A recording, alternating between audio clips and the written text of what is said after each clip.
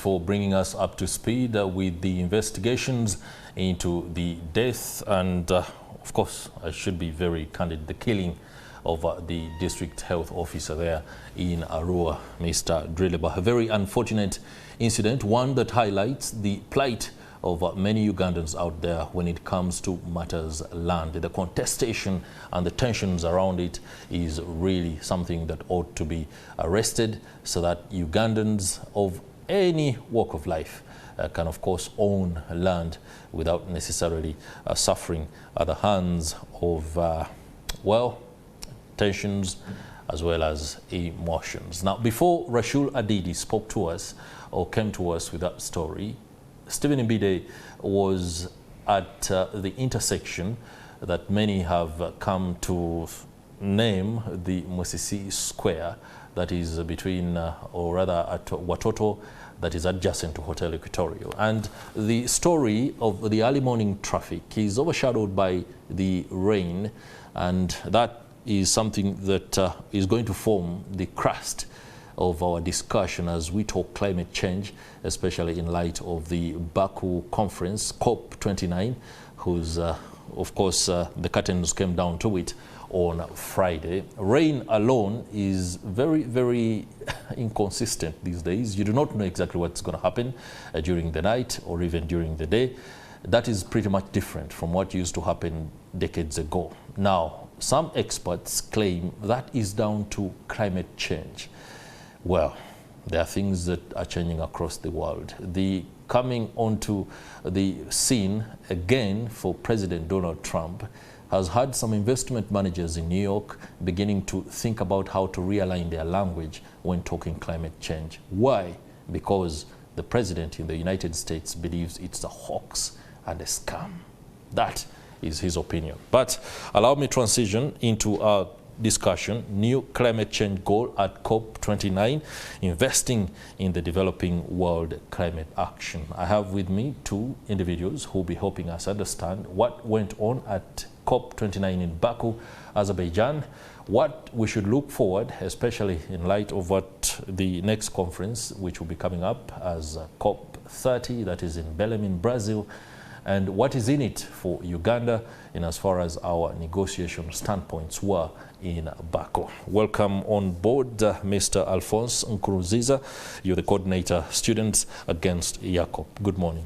Yes, good morning. It's a pleasure hosting me on this platform. You're most welcome. And of course, throw in the perspective about climate change and what are the commitments at hand to combat this climate emergency.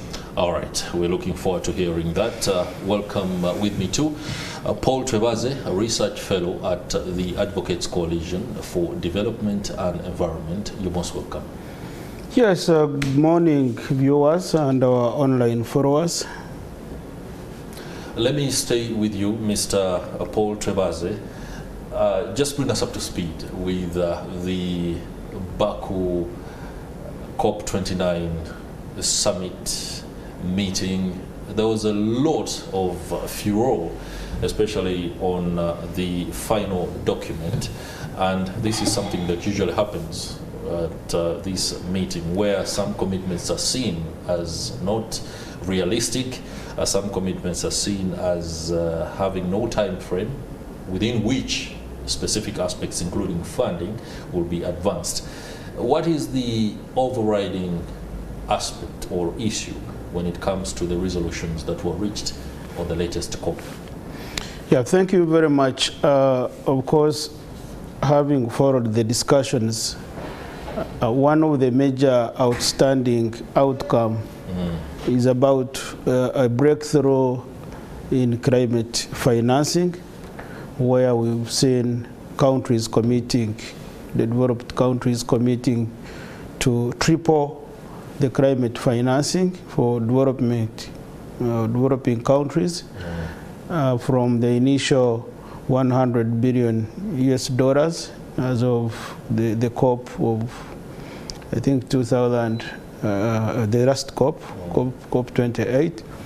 And then we see that as an opportunity, because when that triples, we are talking about over 300 billion US dollars, which we think can try to support the developing countries to counteract the shocks arising from climate change.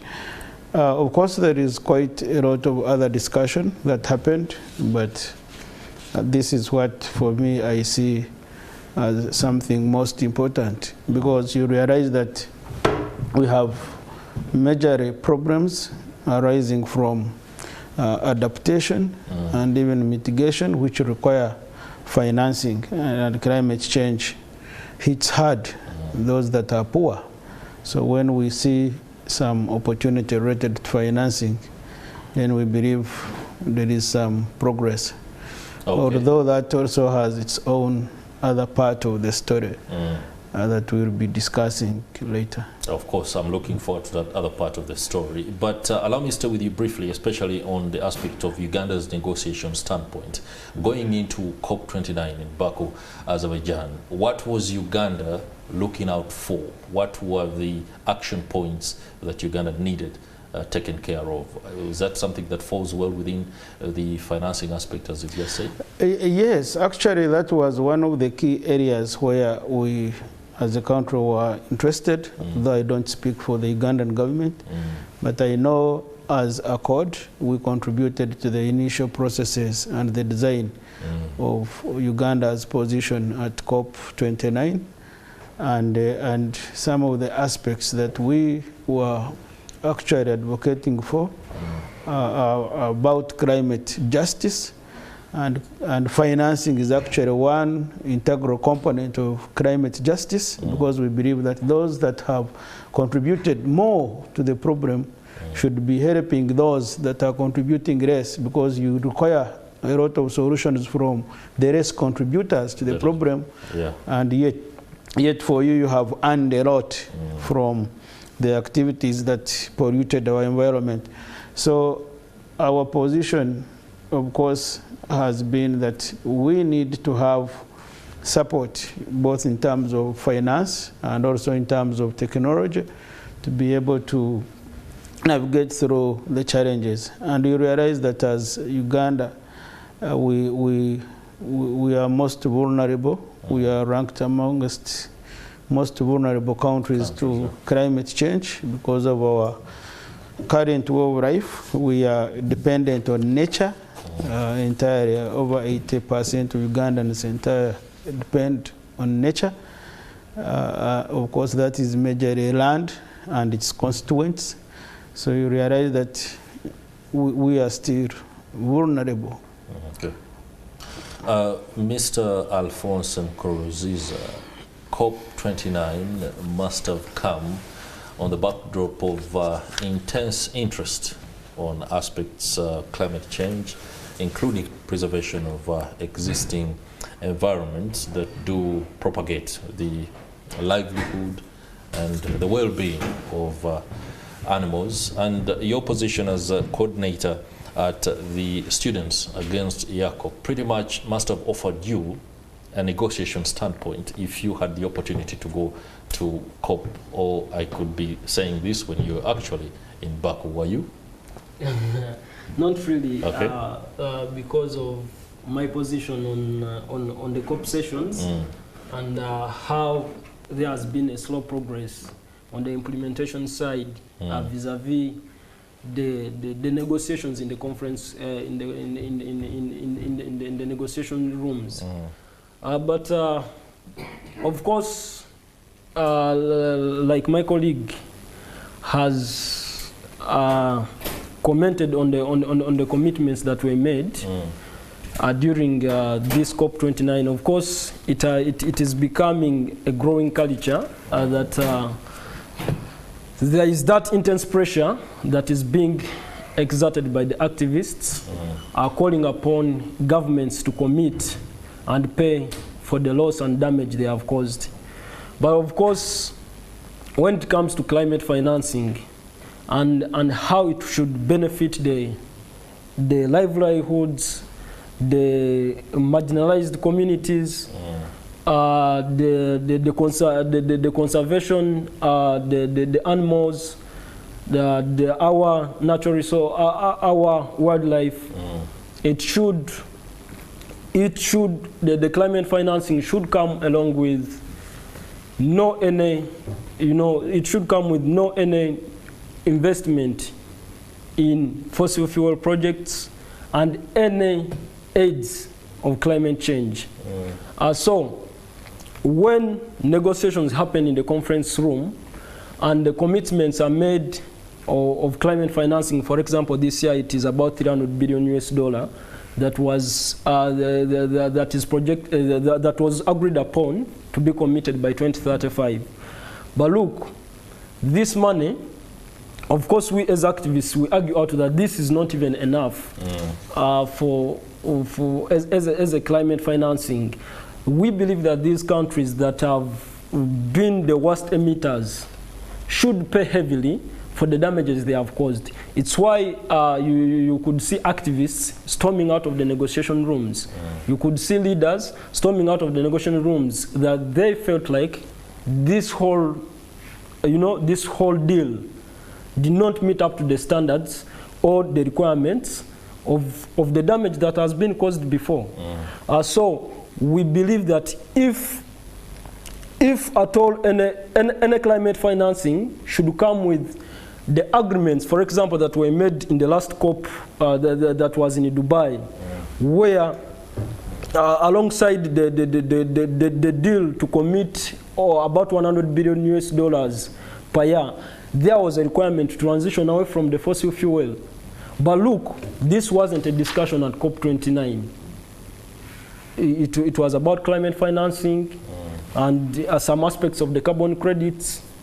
But the urgency of the matter, the climate emergency, requires for real solutions, not false solutions. And it is one thing to talk, it is another thing to act. Okay. That's an interesting one, and I would love to further interrogate the perspective you talk about the fact that the attention was not given to, you said, the transition from fossil fuel to energy efficient options. That one is really significant because the shadow that was occasioned upon the summit, COP29, by fossil giants also was visible when you talk about that particular transition. But allow me to go on to what is described as the new collective quantified goal on climate finance, which of course is the nomenclature that puts the finance in perspective on how it is going to be either disbursed. I do not know whether the African negotiators or negotiators from the third world have a particular agreed upon framework within which this money is going to be disbursed over the years until 2035, when the 100 billion that was agreed in Dubai hasn't actually come through. Now, there is a lot of hope and optimism that 300 billion will come through when 100 hasn't come through. I do not know what informs or offers the foundation for that kind of optimism. Mr. Twebaze, how is that going to happen? Yeah, thank you very much. You see,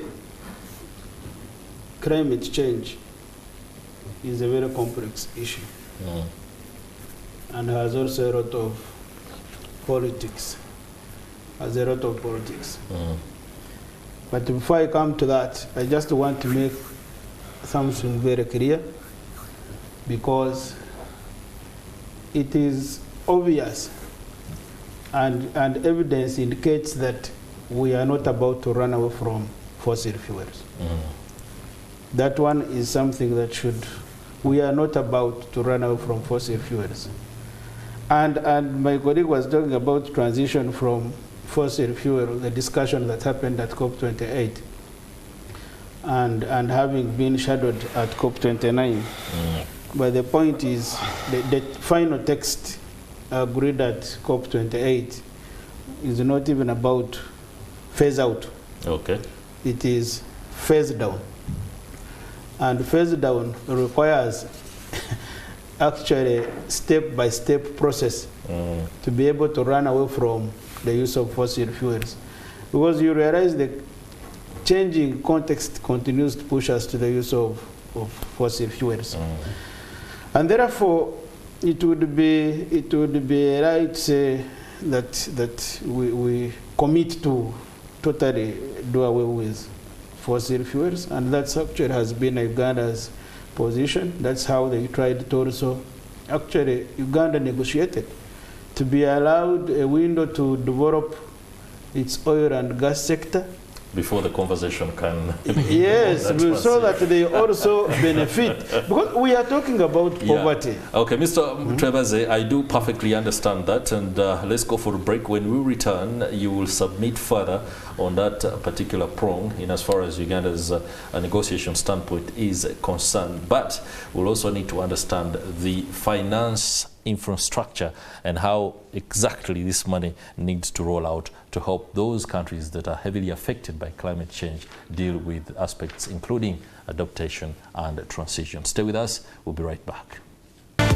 Welcome back. I'm glad you're still with us. The discussion kickstarter this morning is on new climate finance goal at COP29 that was in Baku, Azerbaijan. Of course, we all do know that the curtains came down on this landmark summit on Friday with some significant resolutions, including a $300 billion war chest that should be able to be rolled out to countries that are affected by the vagaries of climate change by the year 2035. That comes in the backdrop, of course, of the $100 billion that was pledged in Dubai at COP28. Now, whether 2035 can actually be achieved and everything that has been said remains to be seen. But allow me return to Paul Twebaze, a research fellow at the Advocates Coalition for Development and Environment, to break down for us.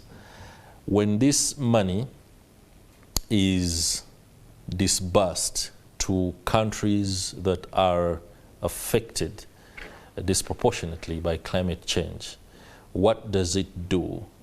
Because there are people out there who, on top of struggling to understand the whole climate change narrative, may not even know whether the money they are getting through a particular project is down from the COP28 or COP29 for this particular discussion. How does it roll out? Yeah, thank you very much. You know, when you talk about money, there is a lot of excitement. No doubt. and that's why when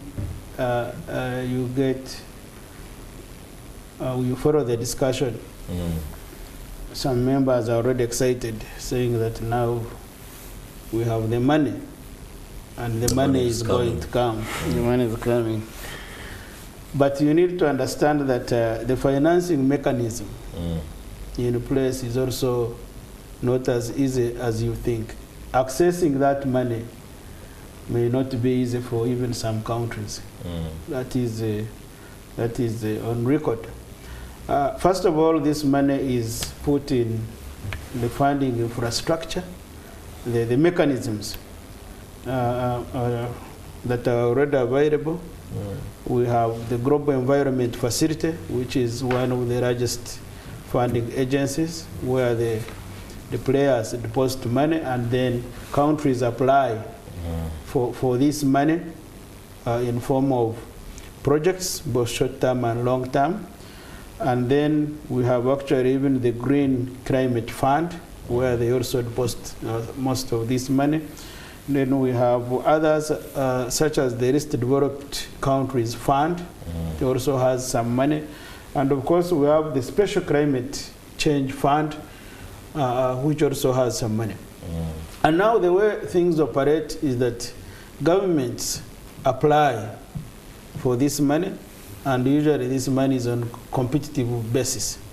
So you request for the money and provide this justification of what you want to do and how much you need. And there is a threshold depending even on your capacity and quite a lot of other dynamics, including the politics at play.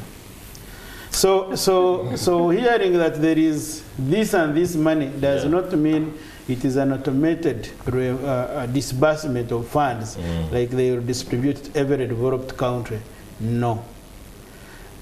Actually, there is where we have had developing countries write proposals and have failed to access this money when even the money is available because of their competencies to be able to apply and fulfill the requirements for accessing this money.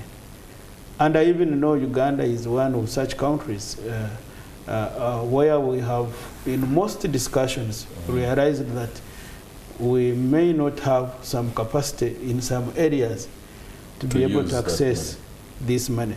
First of all, some of the ministries and government agencies still use international consultants to be able to write winning and convincing proposals.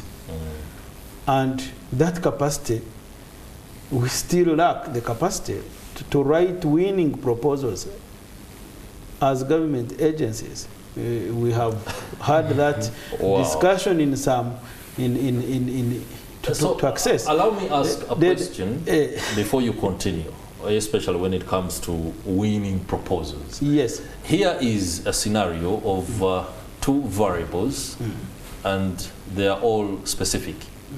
We have disaster occasioned upon us as a country. Yes. And it's climate change related. Yes. And then you have money available to fund adaptation to the vagaries caused by any one disaster. Yes. And somehow in between, we are unable to convince the people who are supposed to give us money that we need to take care of this disaster. That is where we are. There are terms and conditions on this money. If you do not fulfill the terms, the requirements, you will not get the money even if you have the disasters. First of all, by the way, the money, when it comes from that global financing mechanism, it trickles down now to our own financing institutions. Okay. You have now like African Development Bank having some of that money. They also, by the way, apply from the other side. For them, they write their winning proposals. Yes, and they bring money here, and they also say, right to get the money. Then the money comes to yes. Then finally, you find government is writing, even us as ACODE and other civil society are also writing. Sometimes, yes, these guys are also writing. They're also writing to get money to stop EACOP. We are also writing to get money to make sure we develop the sector sustainably. Government is also writing to get money to sort out very many other issues related to climate change. And you see, you need to know that our development framework is very clear. There is a streamlined way of how that money comes into government and how it ends up in projects. So it's not just a direct automated thing that you walk here and get this money. You must first fulfill some requirements. Interesting there. The Students Against EACOP Coalition, what proposals are you writing that you need funding for in order to reverse the specter that could be occasioned upon wildlife by projects like EACOP? Just take us through that scenario, but also talk to us about what safeguards were within the COP29 on countries that want to be allowed to get some benefits from using fossil fuel before that transition can happen. I think that's an argument that has been put forward by some countries, that if the West was able under the aegis of the Industrial Revolution to benefit immensely like they did, they should also allow the third world benefit before it can begin to think about the transition. Is that a narrative that you even have ears for? Okay, to throw more light on this, what proposals are we demanding or are we putting forward to achieve the climate financing?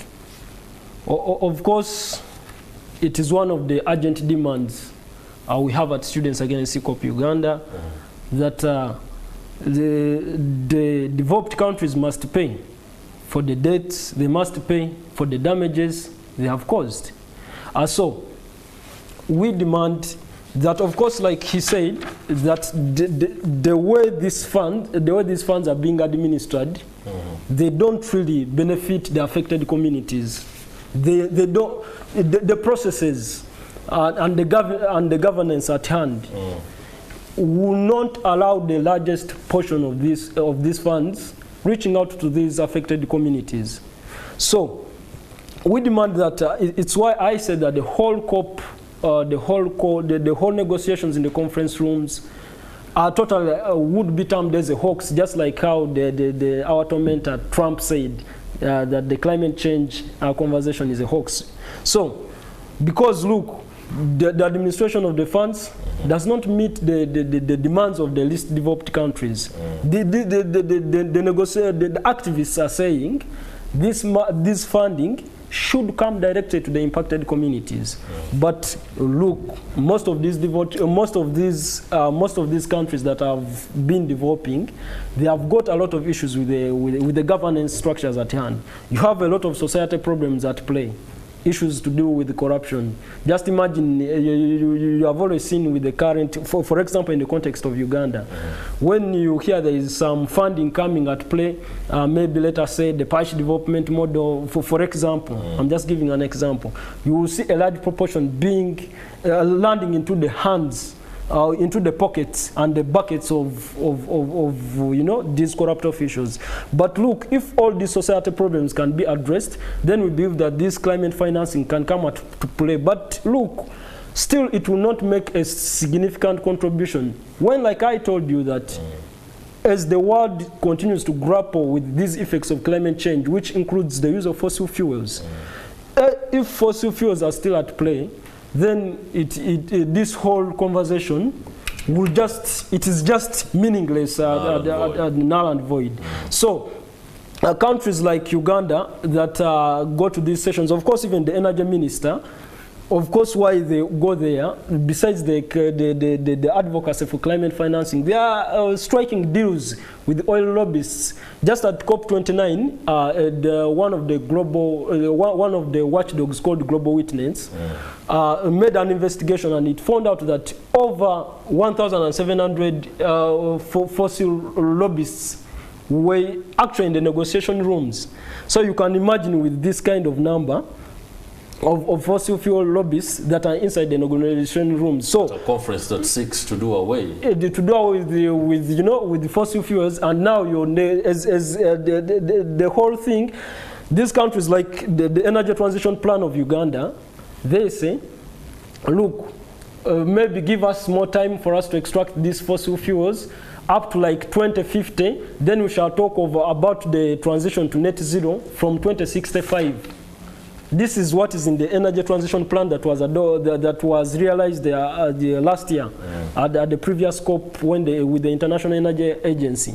So you realize that these guys are pushing partly for the fossil fuel agenda.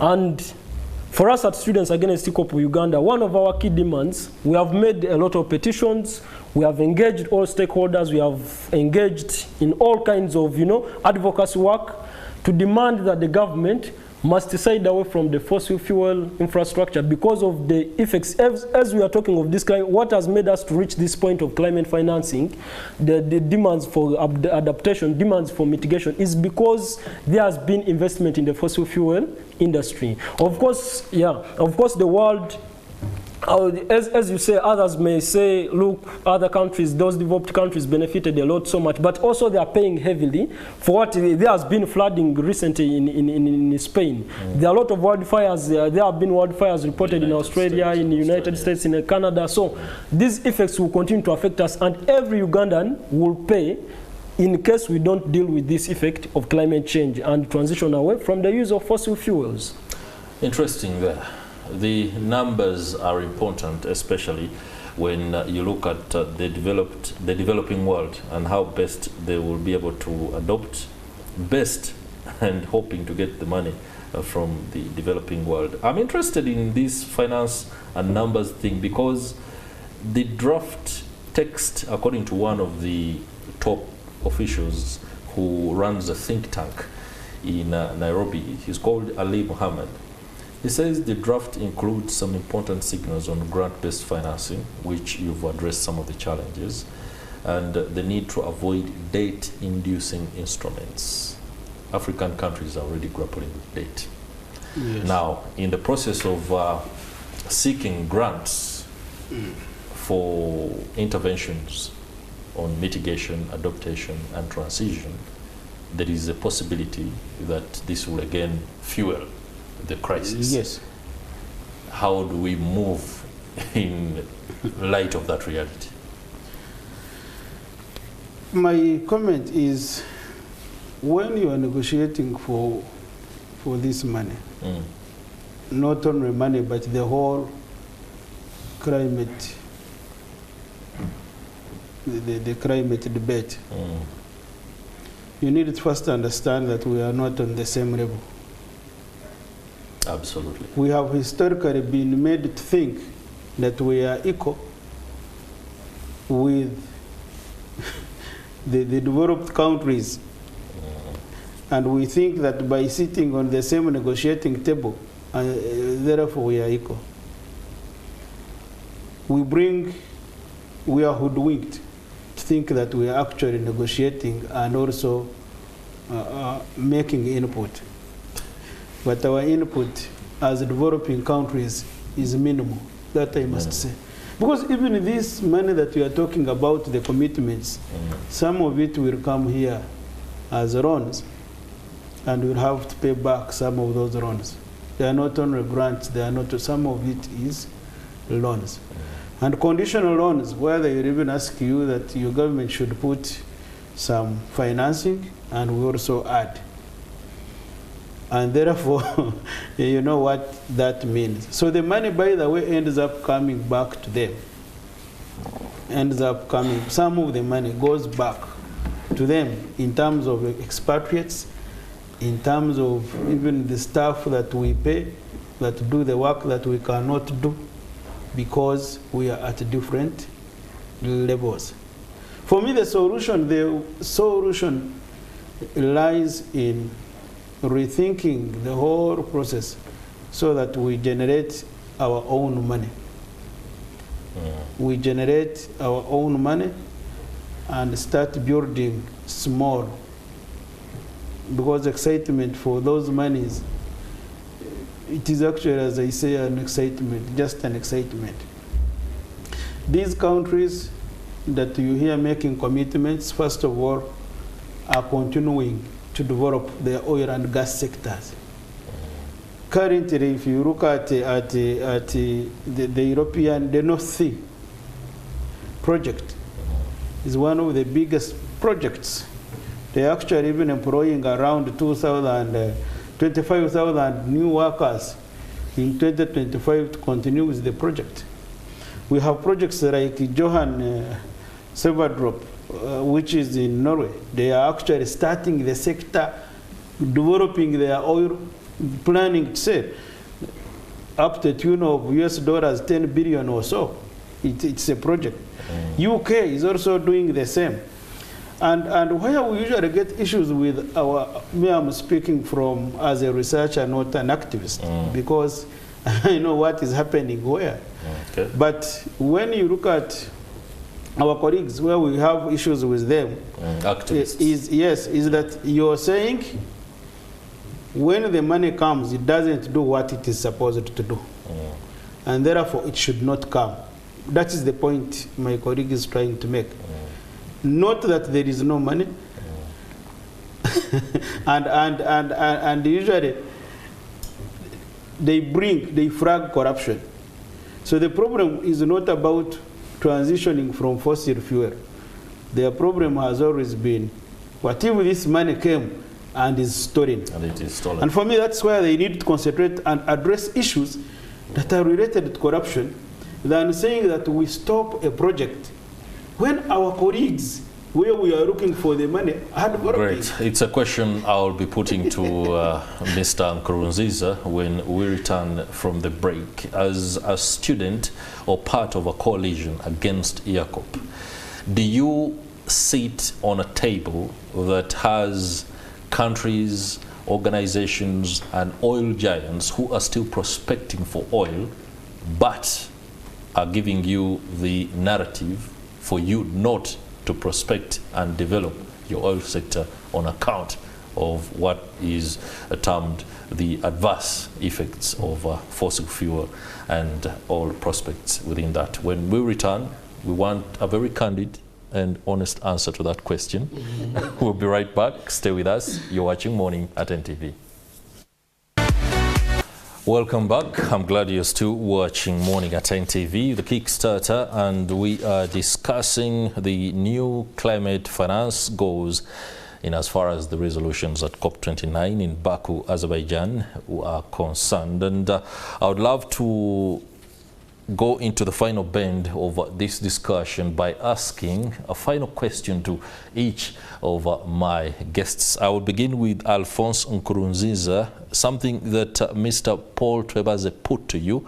You are an activist and a very strong advocate of a halt to the construction of EACOP. Am I right? Yes. Great. Now, within the greater conversation, the people who want EACOP halted are pretty much going on with exploration of oil. I do not know where that sits with your conscience, or maybe it is something that you have overcome. Okay. Quickly. Yeah, so to respond to my colleague's query on the issue of the fact that there have been some oil developments and licensing of new oil fields in Europe, in the US, and in those countries of which, where also environmentalists, researchers, activists like me are also agitating for the transition away from the licensing of this oil. Of course, this is a concern of the global climate movement. It comes along with a lot of advocacies. Activists have taken to the center stage, to the front stage of, confronting, engaging in disruptive activism, climate activism, where these activists continue to bring it to the attention of these fossil fuel lobbyists, the policymakers, the leaders in those governments, to divest away from investing in these fossil fuels. So you realize that as activists, as the global climate movement is pushing back against these fossil fuel lobbyists, they're also pushing back, influencing legislations. They are investing a lot of money in ensuring that leaders who promote their agenda are elected into offices. We can, of course, benchmark with the recent US election that saw Donald Trump get back into office. We all know the global climate movement, of course, had to set in criticism after his re-election because this is someone who is promoting the agenda of the fossil fuel industry. And these guys have invested a lot of money in his candidature. So it cuts across even in Europe. These guys, they influence a lot of policies that should be put at stake. Well, of course, like he said, we saw in the UK last year there was a new law, a new bill that was put in place that was barring people from engaging in peaceful protests, and some people are in jail because of protesting against these oil fields. Okay. It is not any far away from Uganda, because here in Uganda, as I speak today, some of the colleagues, about 15 students who protested on 11th November, are still currently held on remand at Ruzira Maximum Security Prison because of protesting against, the oil industry. So it is not that some work is not being done by the activists. I speak from the perspective of activism. Activists, yeah. Okay. Mr. Twebaze, you're going to have to wrap this up for us. Going forward, what should be Uganda's focus, especially when it comes to generating own funds without necessarily looking at the 300 billion that has been lined up? Yeah, thank you very much. Every time I come for these discussions, I find interesting things. I will interact more with my colleague. Yeah, of course. Off here. I know one time in Hoima, his colleagues, the students, were arrested. When they were asked, what is EACOP? They said, we also don't know. But someone paid us to come here and do what? and demonstrate. There are those elements, not all of them. And that is what activism is about. I respect that position as well, to come out and say, this is our position. In a democratic country, that is fine. So at ACODE, we make public policies work for people. So I want to start from that angle, that Uganda needs to start adjusting its policies and legal framework to be able to tap into the new financing mechanisms. And one of them would be to even strengthen the local financing streams, or the local policy infrastructure, institutional infrastructure, for us to be able to even access the financing. Okay. We have a lot has been done in line with the climate change policy. We also have a lot in the line of Public Finance Act. We have establishment of different units for financing. Even at the Ministry of Finance, we have now a specific unit. So we need to strengthen those areas so that we can able to even access funds competitively. Okay. Because we still have a very big problem. The other thing is, our position should be to make sure we develop the oil and gas sector sustainably in a way that does not damage the environment, reap or scoop the money, and invest this money in the greener energy technologies that my colleague is talking about. Because all we need is capital. We are poor. You'll not tell a woman who is failing to get firewood to cook, because I was in West Nile, we are currently doing work there. Women now, as a result of the presidential ban on production of charcoal, they have to move with firewood on the border for 10 kilometers. Carry child, carry firewood. Okay. And we're saying transition to something that is not there. All right. That talks, or rather points to the fact that the country must come to terms with the realities on the ground and be able to push with that in mind. Many thanks. Mr. Paul Twebaze, a research fellow at the Advocates Coalition for Development and Environment, and many thanks to you too. Alphonse Nkurunziza, the coordinator of Students Against EACOP. And that will do it for the Kickstarter discussion. But my colleague, Stephen Mbide, is standing by and is going to take us through a crisis that has unfolded in the last 24 hours. The